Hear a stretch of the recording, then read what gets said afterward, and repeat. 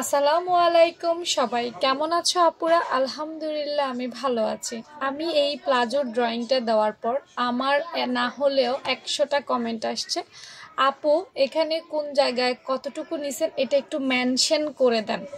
আসলে একটা প্লাজোর ড্রয়িং খুব সহজ সেজন্য আমি আসলে মেনশন করে দেইনি কিন্তু তারপর মনে হলো একদম জিরো থেকে আমার যেসব আপুরা আমার কাছে সেলাই শিখতে চায় তারা আসলে বিষয়গুলো বোঝে না তাদের জন্য আমার কিছু করা উচিত তো আমার আপুদের জন্য আমি আজকে এটা মেনশন করে দিব কোথায় কত কেন নেওয়া হয়েছে তাহলেই আমার আপুরা খুব সুন্দরে কাটতে পারবে দেখো আমি আসলে কাপড়ের চাইতে কাগজে বুঝাইতে বেশি পছন্দ করি কারণ আমরা যদি একবার কাগজে হিসেব বুঝে যাই আমরা কাপড়েও কাটিং করতে পারবো কাগজ হচ্ছে কাপড়ের প্রাথমিক কি ধাপ বা প্রথম ধাপ দেখো আমি একটু বলি প্রথমে দেখো আমি উপরে 2 ইঞ্চির একটা ঘর করছি মানে তোমাকে রাবার ঘরের জন্য 2 ইঞ্চি নিতে হবে এটা হচ্ছে এইটাই এরপর দেখো এখানে 12 আছে এটা হচ্ছে একটা প্লাজোর কোমরের মাপ মানে কোমর কতটুকু হবে এখান থেকে ধরে 12 যেখানে আসবে সেইখানে আমরা একটা দাগ দিব ঠিক আছে এইটাই হচ্ছে এই 12 ইঞ্চি এইভাবে তারপর এখানে দেখো 15 আছে মানে লম্বা এই 2 ইঞ্চি বাদ দিয়ে এইখান থেকে আমাদের এইখানে 15 ইঞ্চিতে দাগ দিব ওই 2 ইঞ্চি না কিন্তু হ্যাঁ এটা মনে রাখো এই হচ্ছে দেখো কাটিং সেলাই সবাই করে আমার ভিডিও সবাই করে কিন্তু অনেক সময় ভুল করে যেমন এই যে 15 ইঞ্চি এটা কি ডাইরেক্ট এখান থেকে নিছি না এখান থেকে নিছি এটা কিন্তু বোঝে না তোমরা যারা এখন দেখবা তারা বুঝবা ভুলটা এখানেই হয় বোঝার ভুলের কারণে মেজারমেন্টে সমস্যা হয় হ্যাঁ যদি তোমরা পুরো ক্লাস দেখো তাহলে কিন্তু ভুল করবে না তো দেখো আমি এখান থেকে ওই 2 ইঞ্চি বাদ দিয়ে এখান থেকে এখানে 15 নিয়েছি এটা 36 সাইজের একটা প্লাজো হবে তারপর আমরা এখানে একটা হাই শেপ দিয়ে দিব শেষ দেখো কত সহজ এরপর দেখো আবার নিচে আমি 2 ইঞ্চি নিছি কিন্তু 38 ইঞ্চি অর্থাৎ এই সালোয়ারটা হচ্ছে 38 ইঞ্চি লং মনে করো 38 ইঞ্চি এখানে আসছে সেলাইয়ের জন্য আমি আরো 2 নিব ঠিক আছে এইখানে আমি এটাই বুঝাইছি তারপর আর কাজ কি এখানে 8 ইঞ্চি লিখছি মানে এটা হচ্ছে পায়ের মুহুরি বা মুখ যে দিক দিয়ে পা ঢোকানো হয় সেই অংশটা আমি 8 ইঞ্চি ধরছি তোমরা চাইলে এইটা বেশি নিতে পারবে কারণ প্লাজো মানুষ ঢিলে ঢালা পছন্দ করে কেউ কিন্তু প্লাজো ফিটিংস পরতে পছন্দ করে না তো যার কারণে তোমরা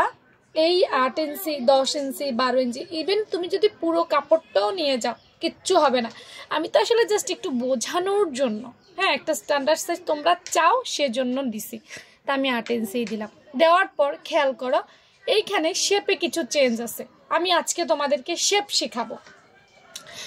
এই যে এই সালোয়ারটা দেখবা ড্রয়িং এর মধ্যে আমরা অনেক সময় এমন করি বা অনেকেই দেখবে এমন করি এভাবে ডাইরেক্ট একটা শেপ দেই এটা কিন্তু রং ঠিক আছে আবার আমরা কি করি এইভাবে শেপ দেই এটাও রং দুইটা প্লাজোর ক্ষেত্রে এই দুইটা শেপ কিন্তু রং তাহলে রাইট কোনটা রাইট হচ্ছে প্রথমে যদি তুমি একদম ঝামেলা থেকে মুক্ত হতে চাও যে আমি কোনো ঝামেলা নিতে পারবো না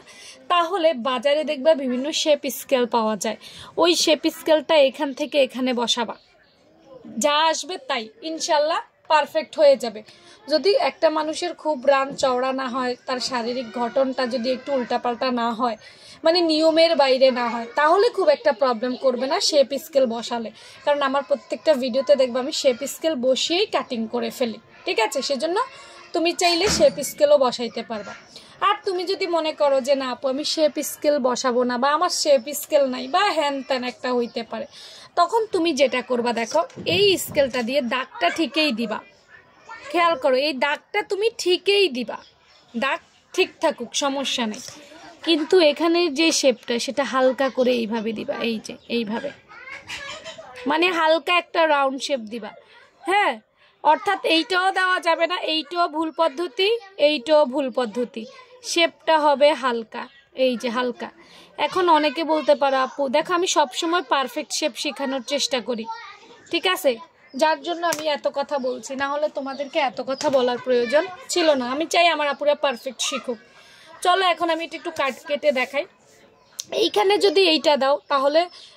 মানে পায়ের নিচে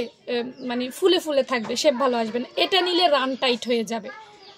মানে দুটোতেই ভেজাল। কিন্তু আমরা যদি এই মিডলের এই হালকা শেপটা দিই তাহলে আমাদের এই সালোয়ারটা একদম পারফেক্ট হবে। তো আমি এই শেপটা আগে কাটি, অন্য আরেকদিন আবার এই হাইয়ের শেপটা দেখাবো। হ্যাঁ, আজকে আপাতত এতটুকু দেখাইছি। দেখো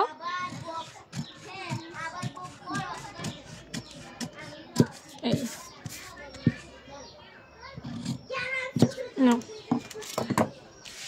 চলো দেখো, এই যে এই যে এই যে দেখো কত সুন্দর হয়েছে, দেখছো? হালকা রাউন্ড, এটাতে তোমাকে কি টানবেও না, ধরবেও না, জাস্ট পারফেক্ট হবে। তো এই ধরনের কাটিং যারা পছন্দ করবে তারা কিন্তু পেজের ফলো অপশনে ফলো দিয়ে রাখবা। হ্যাঁ, তাহলেই নিয়মিত পাবে। আর ভালো লাগলে লাভ লাইক। ওকে, আল্লাহ হাফেজ।